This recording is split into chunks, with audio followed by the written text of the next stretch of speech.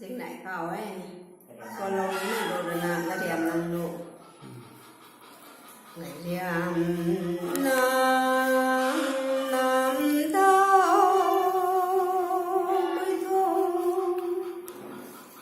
đôi khôn đi gọi rèn con đôi gái tuang châu phải phao phao rồi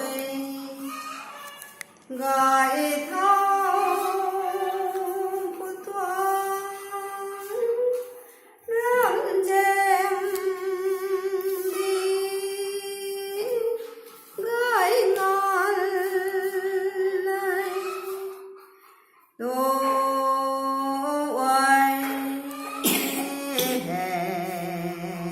chân loạn chân luôn đi bôi lao rằng cô cháu hè chân loạn chân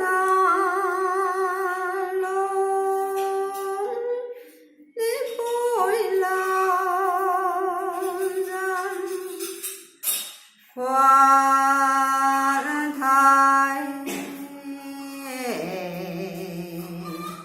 lại